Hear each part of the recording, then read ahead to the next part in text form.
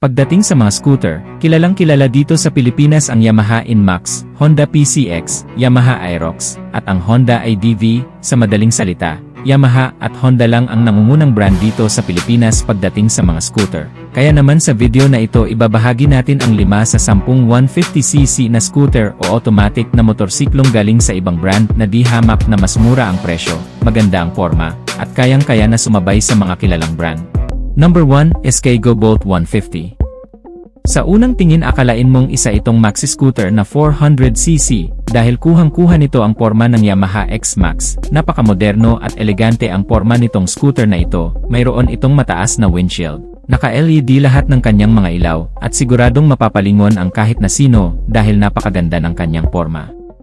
Pagdating sa makina nito, ito ay 149.3cc, liquid-cooled, 2 valves, single cylinder, 4-stroke, single overhead cam, fuel-injected, at ang kanyang compression ratio ay 10.6:1. At ang maximum power nito ay 12 horsepower at 8,500 RPM with a maximum torque of 11.8 Nm at 5,500 RPM. At ang maganda sa motorsiklong ito ay malaki ang kanyang fuel capacity. Pang maxi scooter din talaga dahil 13 liters. Matipid din ito sa gasolina dahil ito ay fuel injected at naka 2 valves lang naman at mababa lang ang kanyang displacement.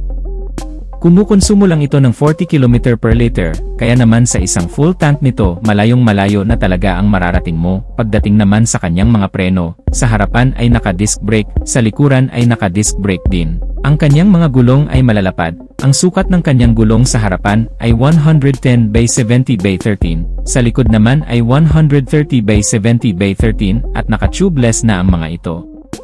Ang kanyang suspension ay naka-telescopic fork sa harapan, at naka-dual shock sa likuran, at talagang hindi nila mapagkakamalan na 150cc ang scooter na ito, dahil mukha itong Yamaha X-Max na nagkakahalaga ng 259,000 pesos. Pero pagdating sa presyo nitong SK Go Bolt 150, nagkakahalaga lang ito ng 115,000 pesos. Number 2, SYM Husky 150. Kamakailan lang ay inilunsad na itong bagong scooter ng SYM. Ito nga ang SYM Husky 150. Sobrang hinangaan ito ng maraming tao, dahil napakaganda ng kanyang disenyo at sobrang advanced din ng kanyang mga features. Sa katunayan, itong SYM Husky 150 ang isa sa pinakapopular sa bansang Taiwan, at sa ngayon ay nandito na sa Pilipinas.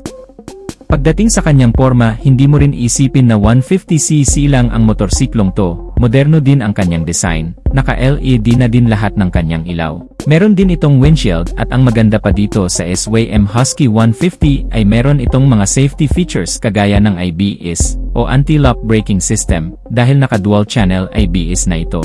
Harap at likod naka-ABS o anti-lock braking system na. Meron pa itong traction control system.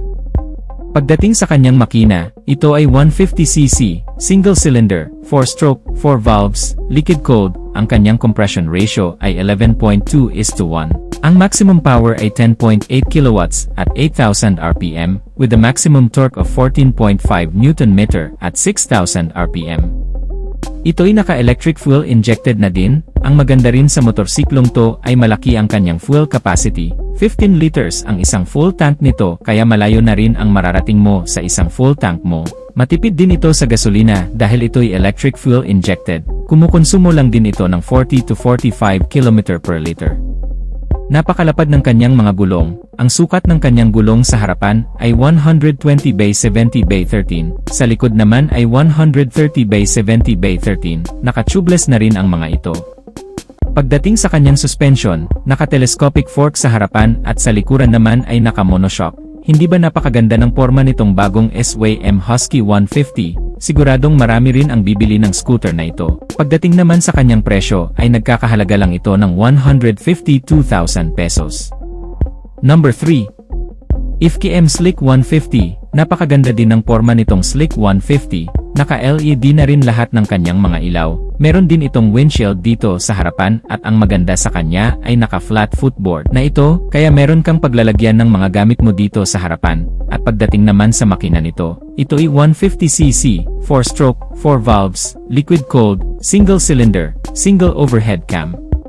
Ang maximum power nito ay 12.1 kilowatts at 8,500 RPM with a maximum torque of 14.6 Nm at 6,500 RPM at ito ay naka-electric fuel injected na din. Ang fuel capacity naman nito ay 9.2 liters. Malaki rin ang kanyang fuel capacity kaya malayo rin ang mararating mo sa isang full tank mo dito. Matipid din ito sa gasolina dahil electric fuel injected na din.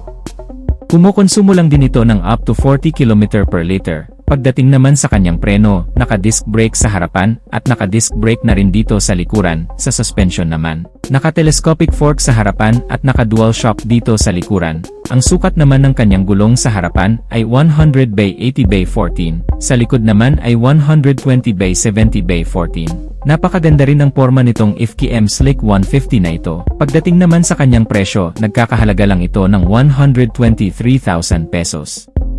Number 4, Euromotor Model T150 version 2. Ito namang scooter na ito ay medyo nahahawig sa Honda Click 160. Napakaganda rin ang kanyang forma, naka-LED na rin lahat ng kanyang mga ilaw. Sobrang advanced din ng kanyang features dahil naka-keyless na rin ito with answer back system and anti-theft alarm at pagdating naman sa makina nito, ito ay 150cc, 4-stroke, 2 valves, single cylinder, single overhead cam. Ang compression ratio ay 9.5:1 at ito ay naka-electric fuel injected na din. Ang maximum power ay 8.6 kilowatts at 8,000 RPM with a maximum torque of 11.5 Nm at 6,500 RPM. Ang fuel capacity naman nito ay 6.5 liters at dahil ito ay electric fuel injected ay kumukonsumo lang din ito ng up to 40 km per liter. Pagdating naman sa kanyang preno, sa harapan ay naka-disc brake, sa likuran naman ay naka-drum brake, at ang sukat ng kanyang gulong dito sa harapan ay 90 by 80 by 14. Sa likod naman ay 100 by 80 by 14 at naka-tubeless na ang mga ito. Sa suspension naman ay naka-telescopic fork sa harapan, sa likuran naman ay naka-single shock, at napakaganda ng forma nitong Euromotor Model T150 na version 2. Pagdating naman sa kanyang presyo, sobrang affordable lang nito dahil 77,900 pesos lang. Number 5, Rusi Pulse 150 Fi. Maganda rin ang disenyo nitong scooter na ito, kaya ring sumabay sa mga mamahaling scooter, at ang maganda sa kanya ay naka-flat footboard din ito, kaya meron kang paglalagyan dito sa harapan. Perfect na perfect ito pang hanap buhay at pamalengke. Pagdating naman sa makina nito, ito ay 148.9cc, air-cooled, 4-stroke, single overhead cam, single cylinder, fuel injected. Ang compression ratio nito ay 9.2:1. Maximum power ay 8 kilowatts at 7,500 RPM with a maximum torque of 11.8 Nm at 6,000 RPM. Pagdating sa kanyang fuel capacity, meron itong 5 liters at ang average fuel consumption naman nito ay 30 to 40 km per liter depende sa riding habit mo. Pagdating sa kanyang preno, naka-disc brake sa harapan, naka-drum brake sa likuran at malalapad din ang kanyang mga gulong. Ang sukat ng kanyang gulong dito sa harapan ay 110 by 70 by 12. Sa likod naman ay 120 by 70 by 12 at sa kanyang suspension, naka-telescopic fork sa harap, naka-single shock sa likuran.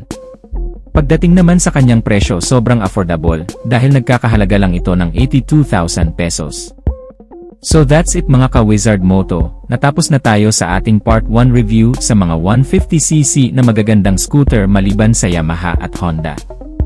Sobrang dami palang mga 150cc ang available dito sa Pilipinas at nakalima pa lang tayo. Napakaganda ng forma, napaka-advanced din ng mga features, pero pagdating sa presyo, mas affordable o mas abot kaya. Pagdating naman sa durability ay matitibay din naman ang mga motorsiklong to, hindi rin naman ito basta-basta masisira as long as nasa tamang pag-aalaga.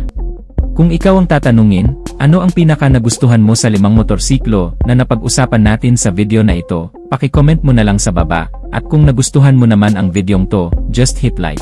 At kung bago ka pa lang sa aking YouTube channel ay huwag kalimutang mag-subscribe. Hit mo na rin ang notification bell icon para sa mga susunod kong video ay updated ka palagi. Huwag din kalimutang mag-follow sa ating Facebook page. So hanggang dito na lang muna tayo mga ka-Wizard Moto. Maraming salamat sa walang sawang pagsuporta. Ride safe as always and God bless.